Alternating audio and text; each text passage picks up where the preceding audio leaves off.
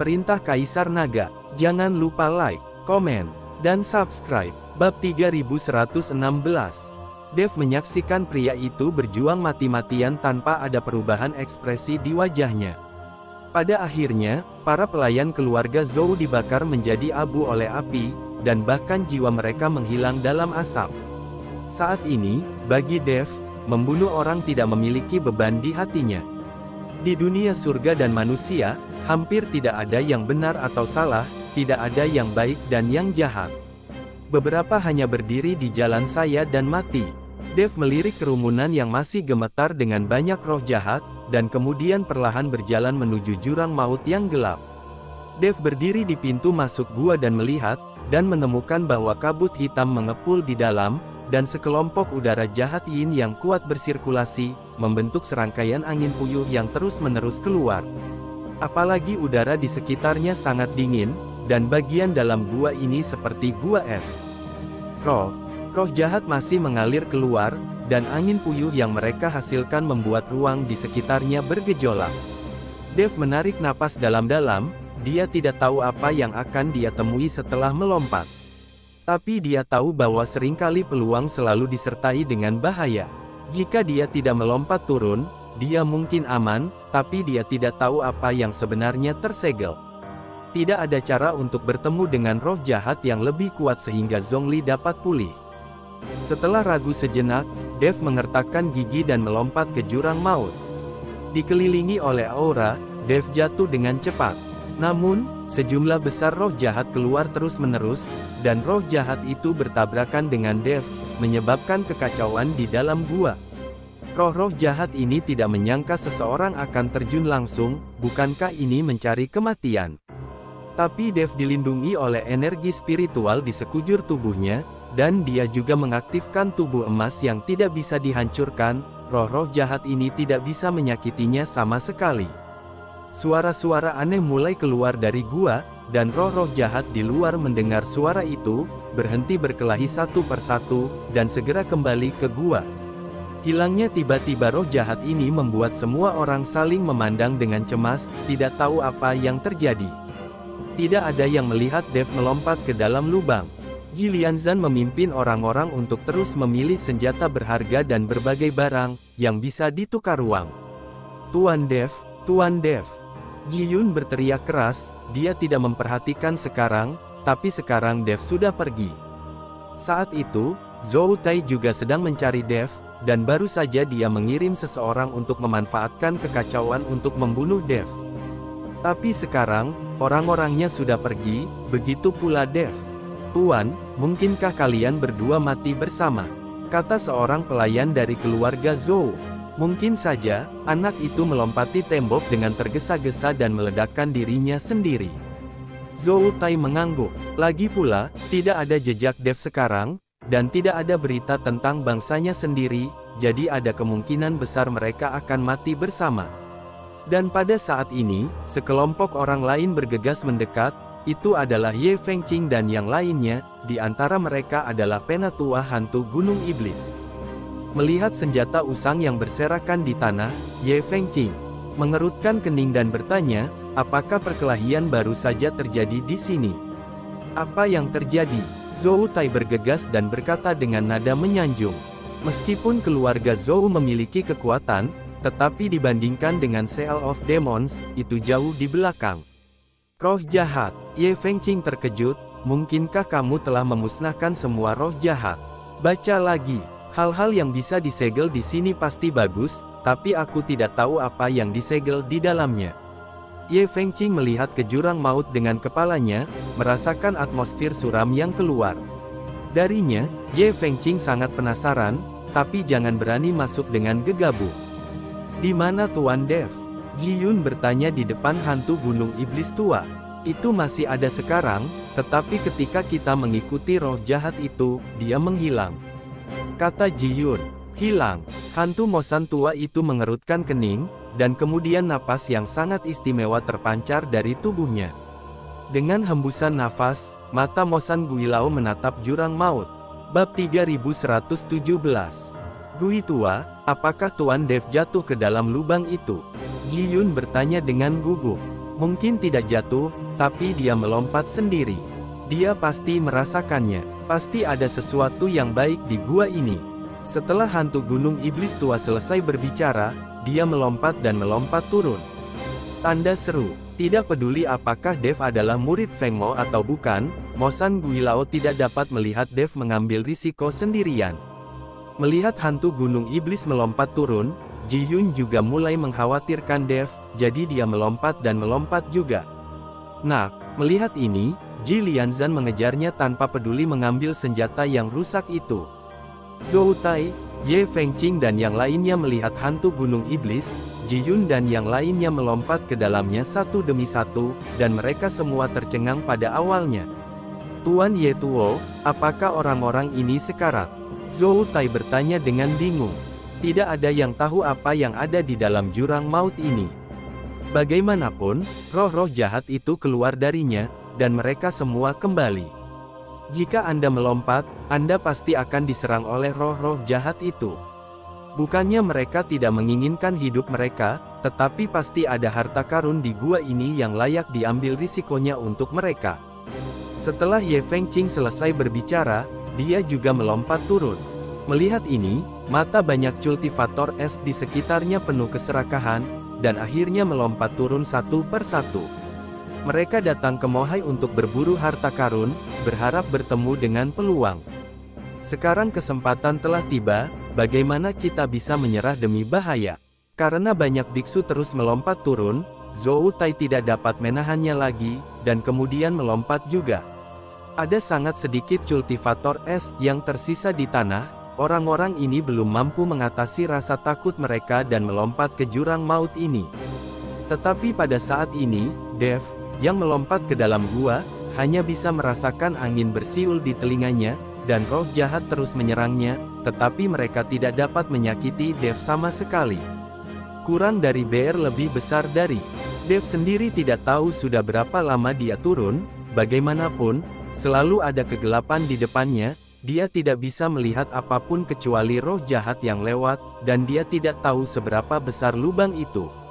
Dev tiba-tiba menghela nafas, ingin berhenti di udara, memeriksa situasinya, lalu jatuh. Jika ini terus berlanjut, saya tidak tahu bahaya apa yang akan terjadi. Tetapi ketika Dev ingin berhenti, dia menyadari bahwa dia tidak dapat mengontrol ruang di sekitarnya, tubuhnya tidak mematuhi perintahnya sama sekali, dan dia jatuh tanpa sadar. Dev terkejut, dan buru-buru mengerahkan kekuatan spiritualnya untuk berkonsentrasi pada kakinya, mencoba melayang, tetapi sia-sia. Lapangan terlarang, keringat dingin muncul di dahi Dev. Dia tahu bahwa tidak mungkin terbang di atas lautan tinta, dan ada kekuatan yang tidak dapat dijelaskan yang mengikatnya, tetapi pulau kecil itu tidak terikat oleh kekuatan ini. Tapi saya tidak menyangka setelah melompat ke lubang ini, saya tidak bisa terbang lagi. Ada juga kekuatan yang tidak bisa dijelaskan di dalam gua, yang membatasi Dev dan mencegahnya terbang. Dev menatap bagian bawah dengan erat, tubuhnya jatuh dengan cepat, dan dia panik.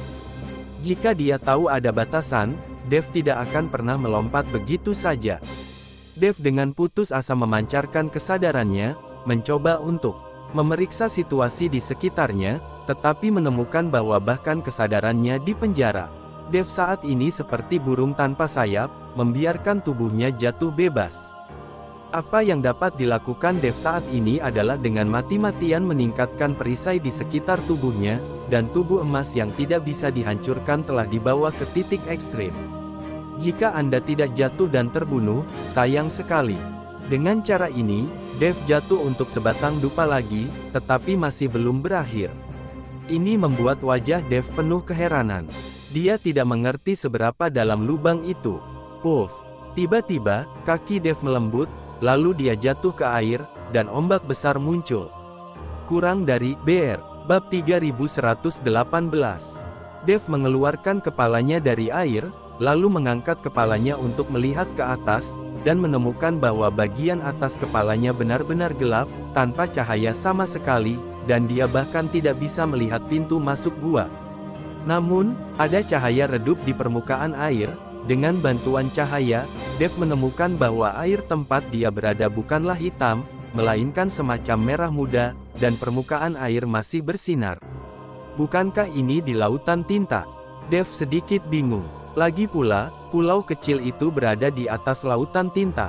Jika dia jatuh dari lubang, dia mungkin melewati pulau itu dan jatuh langsung ke lautan tinta. Tapi melihat siapa yang berwarna sekarang, sepertinya tidak seperti berada di lautan tinta, lagi pula warna air laut tinta itu hitam, dan ada bau yang tidak sedap. Tetapi airnya berwarna merah muda dan terlihat sangat jernih, dan tubuh Dev direndam dalam air ini, dan pori-pori di tubuhnya terbuka secara alami, menyerap energi spiritual hingga isi hatinya, dan seluruh tubuhnya hangat. Air di sini sepertinya memiliki kekuatan untuk membersihkan jiwa, yang mengejutkan semangat orang. Sungguh aneh bahwa air ini mengandung energi spiritual yang begitu kuat. Di mana tempat ini? Mata Dev penuh kejutan. Ini sama sekali bukan air, itu hanya cairan spiritual. Tetapi meskipun nyaman untuk berendam di sini, Dev tetap berenang menuju pantai. Setelah mendarat, Dev melihat bahwa tanahnya penuh dengan kerikil seukuran kepalan tangan. Itu terlihat seperti beting, tapi dia jelas melompat ke dalam lubang dari sebuah pulau. Bagaimana dia bisa mendarat di beting? Mungkinkah ini bagian dalam pulau, dan seluruh pulau berlubang? Dev melihat sekeliling, dan tidak ada tanda-tanda roh jahat. Roh jahat itu sepertinya tidak pernah muncul setelah Dev jatuh ke ketinggian tertentu, dan menyerang Dev lagi. Saat itu, Dev hanya berpikir untuk tidak jatuh ke kematiannya, dan dia tidak peduli. Dev mencoba menyebarkan kesadaran spiritualnya, tetapi dia masih tidak bisa mendeteksinya, seolah-olah ada tabu yang dipasang di sini. Dev hanya bisa berjalan maju selangkah demi selangkah di atas bebatuan, berharap menemukan sesuatu. Tapi saat dia berjalan, Dev selalu merasa ada yang tidak beres di bawah kakinya, jadi dia membungkuk dan mengambil batu untuk melihatnya. Setelah melihat ini, dia tertegun. Batu macam apa ini? Jelas kerangka, karena sudah lama berubah menjadi batu. Melihat kerangka yang telah berubah menjadi batu di seluruh lantai, Dev mau tak mau merasakan kulit kepalanya mati rasa. Dengan begitu banyak kerangka, berapa banyak orang yang mati? Berpikir bahwa tempat ini dulunya adalah medan perang kuno, tampaknya tidak satu pun dari orang mati ini adalah orang biasa. Saat Dev terus bergerak maju, bentuk banyak kerangka dapat dibedakan, yang membuktikan bahwa tidak ada yang mengganggu tempat ini selama bertahun-tahun. Kerangka berselang-seling, tidak peduli apakah mereka abadi atau pembudidaya setan, mereka semua berubah menjadi tulang mati saat ini. Ada beberapa kerangka binatang di antara mereka, kerangka binatang ini harus menjadi tunggangan, apakah itu peri atau pembudidaya setan, mereka semua memiliki tunggangan sendiri pada saat itu. Dev tidak bisa menahan nafas, dia tidak mengerti bagaimana perang antara dewa dan setan disebabkan, dan itu menyebabkan bencana besar. Setan hampir menghilang, dan kelompok lain juga menderita kerugian besar. Mengapa ini perlu? Tepat ketika Dev sedang berpikir liar, dia tiba-tiba merasakan tubuhnya tegang, seolah-olah semacam nafas memanggilnya dengan kuat. Perasaan ini membuat jantung Dev berdebar kencang, seperti bertemu dengan gadis yang disukainya. Dev sedikit mengernyit, dan mulai bergerak maju sedikit demi sedikit menuju perasaannya sendiri. Dev tidak tahu seberapa besar tempat ini, dan perasaan spiritualnya tidak dapat menyebar, dan dia tidak dapat mendeteksinya, dan cahaya di sekitarnya juga sangat gelap, sehingga sulit bagi Dev untuk melihat jauh. Tapi saat Dev terus berjalan untuk jarak tertentu, dia langsung terpana melihat pemandangan di depannya.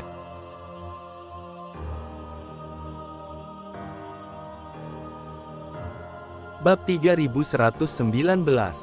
Dev melihat ada mayat naga raksasa yang tak terhitung jumlahnya di tanah di depannya, dikelilingi oleh aura naga yang tak ada habisnya, yang hanya bisa dirasakan oleh Dev. Justru karena nafas inilah Dev dipanggil. Aura naga mengelilingi area ini, dan sepertinya tidak menyebar ke sekitarnya. Di kedalaman jiwa Dev, dia sepertinya mendengar raungan naga raksasa di aura naga di depannya. Suara itu sepertinya datang dari jenderal dari zaman kuno. Tampaknya Dev akan membawa Dev ke pertempuran kuno itu, biarkan Dev secara pribadi mengunjungi medan perang pada saat itu. Dev menarik napas dalam-dalam, menekan keterkejutan di hatinya, selangkah demi selangkah ke dalam awan aura naga, berdiri di depan banyak mayat naga, hati Dev sangat terkejut. Dia tidak mengerti apa yang terjadi dalam pertempuran antara dewa dan iblis saat itu, dan dia bahkan tidak mengerti apa yang terjadi pada klan naga, sehingga begitu banyak naga yang jatuh di medan perang kuno ini. Ketika Dev berdiri di dalam bola energi naga, tubuhnya mulai menyerap energi naga secara tidak sadar, dan kristal naga di tubuh Dev juga berkedip-kedip. Sementara Dev terbenam di dalamnya, tiba-tiba cahaya putih samar melintas dari aura naga, dan kemudian cahaya putih berubah menjadi bentuk seseorang. Sosok itu menjadi semakin jelas, dan akhirnya Dev dapat melihat bahwa sosok di depannya adalah seorang pria parubaya berusia 50-an, mengenakan jubah putih, tetapi jubah putih itu berlumuran banyak darah. Yang sangat mengesankan Dev adalah pria parubaya itu memiliki 2 tanduk naga di kepalanya. "Siapa kamu?" Dev sangat terkejut saat melihat orang di depannya.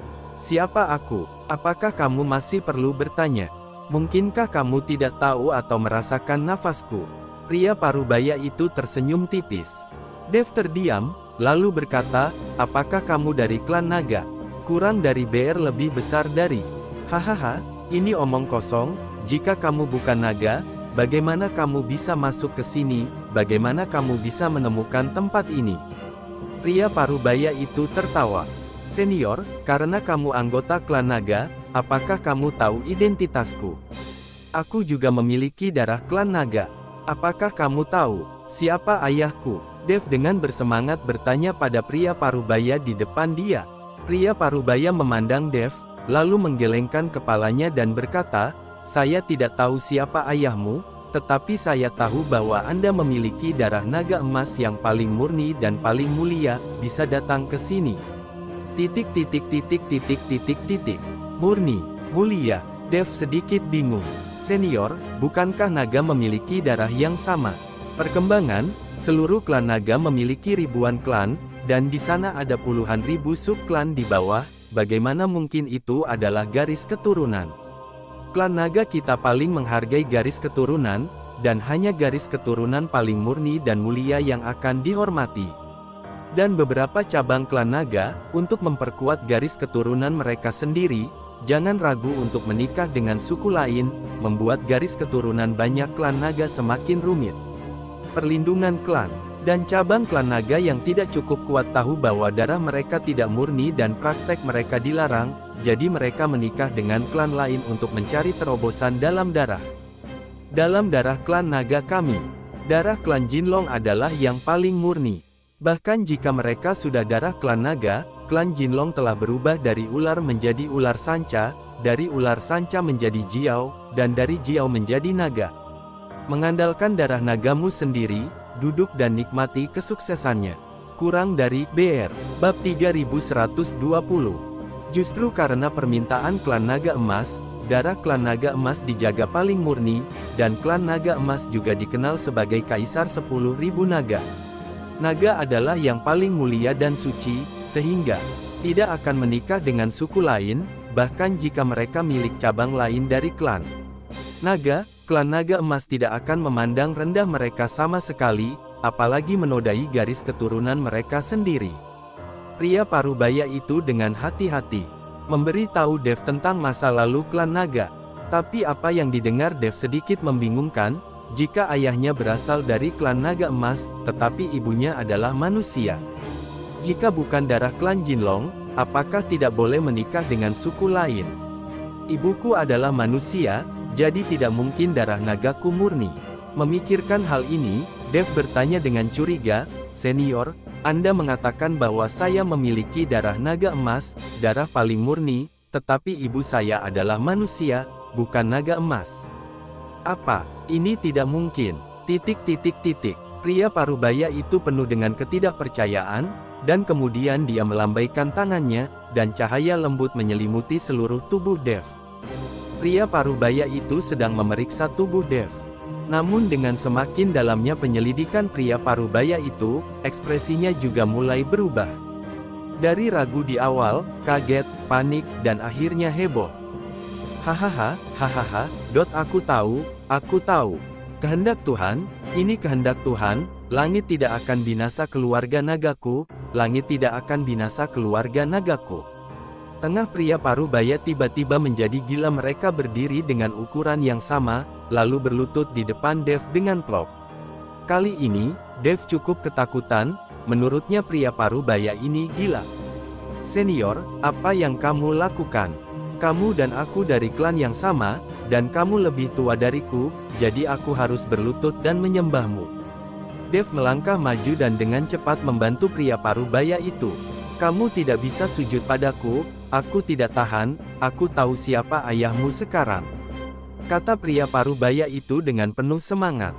Siapa ayahku? Dev tampak penuh harap. Aku tidak bisa memberitahumu, karena kamu harus bekerja keras untuk mencari tahu sendiri. Bukankah aku mengatakan bahwa garis keturunan naga emas perlu tumbuh dalam pertempuran dan penempaan berdarah yang konstan, dan kamu, sebagai garis keturunan naga emas, adalah tidak terkecuali. Pria Parubaya itu menggelengkan kepalanya dan berkata, melihat pria Parubaya itu tidak memberitahunya, Dev tampak sedikit kecewa, tetapi dia juga siap, lagi pula, banyak orang tahu siapa ayah mereka, tetapi mereka tidak memberitahunya. Senior, dapatkah Anda memberitahu saya apa yang terjadi dalam perang dewa dan iblis ini? Begitu banyak orang telah mati, dan begitu banyak naga dari klan naga kita telah jatuh, siapa yang membunuh mereka? Balas dendam. Dev bertanya pada pria Parubaya itu. Ketika pria Parubaya mendengar ini, dia tidak bisa menahan senyum masam. Bagaimana saya bisa tahu kebenaran tentang perang besar dewa dan setan, kelompok etnis yang tak terhitung jumlahnya berpartisipasi, apa saya, dan bagaimana saya bisa tahu tentang itu? Namun, di medan perang ini, jatuhnya kami naga tidak ada hubungannya dengan siapapun, tetapi disebabkan oleh saling bunuh. Kanibalisme. Dev tertegun sejenak, bagaimana mungkin menjadi kanibalisme, bagaimana bisa seperti ini? Dia memikirkan kemungkinan yang tak terhitung jumlahnya, mungkin naga raksasa ini dibunuh oleh iblis, tetapi dia tidak pernah memikirkannya. Kanibalisme memimpin. Bukankah aku sudah memberitahumu bahwa klan naga memiliki ribuan klan besar dan puluhan ribu cabang, dan aku tidak tahu berapa banyak klan besar yang ingin menggantikan klan naga emas, adalah klan naga yang baik dan buruk. Kamu tidak mengetahuinya sekarang, tetapi ketika kamu benar-benar dewasa, kamu akan mengetahuinya. Bab 3121. Misalnya, garis keturunan Beaulieu adalah generasi pemboros dan nafsu, dan spesies Lilong, cabang dari garis keturunan Beaulieu, bahkan lebih serakah secara alami. Setiap hari, apa yang saya pikirkan dalam pikiran saya adalah pergaulan bebas di mana-mana. Ini memalukan. Jika saya bertemu Lilongzong, saya akan membunuh salah satu dari mereka, dan saya tidak akan toleran, terus bunuh mereka. Wajah pria Parubaya itu penuh amarah, dan terlihat bahwa dia sangat marah, menyukai orang seperti ini. Kebencian terhadap spesies Lilong. Dev juga merasakan kulit kepalanya kesemutan, dia tidak menyangka bahwa klan naga akan begitu rumit. Nampaknya tidak ada suku bangsa yang bisa lepas dari cucian sungai panjang sejarah, dan akhirnya tercabik-cabik. Manusia tidak seperti ini, sekali saudara, seiring berjalannya waktu, keturunannya semakin terasing, dan akhirnya menjadi orang asing, bahkan musuh. Senior, seseorang menaruh segel di sini, mungkinkah itu untuk menyegelmu? Dev memikirkan segel altar, jadi dia bertanya. Pria Parubaya itu menggelengkan kepalanya dan berkata, bagaimana mungkin? Aku hanya sisa jiwa, aku tidak tahu berapa lama bisa bertahan. Mengapa menyegelnya? Jiwa yang tersisa, siapa yang bisa memastikan bahwa tidak ada yang bisa menjaga jiwa di medan perang ini? Siapa yang bisa memastikan bahwa tidak ada yang tersisa hidup?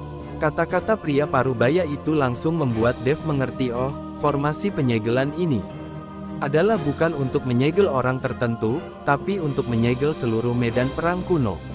Lagi pula, orang yang bisa muncul di medan perang kuno pasti bukan orang biasa. Jika ada orang yang selamat, atau jika jiwa masih ada, jika mereka pergi dari sini, maka seluruh dunia surga dan manusia akan menjadi bencana. Anda harus tahu bahwa ini semua adalah orang yang akan mengguncang dunia surga dan manusia dengan tangan mereka, siapapun dari mereka. Senior, kamu, oke, jangan tanya lagi, kamu harus menyerap energi naga di sini secepat mungkin, lalu aku akan memberimu hadiah. Sosok pria parubaya itu mulai kesurupan, seolah-olah dia tahu bahwa dia tidak akan ada untuk waktu yang lama, jadi dia berkata kepada Dev jalan.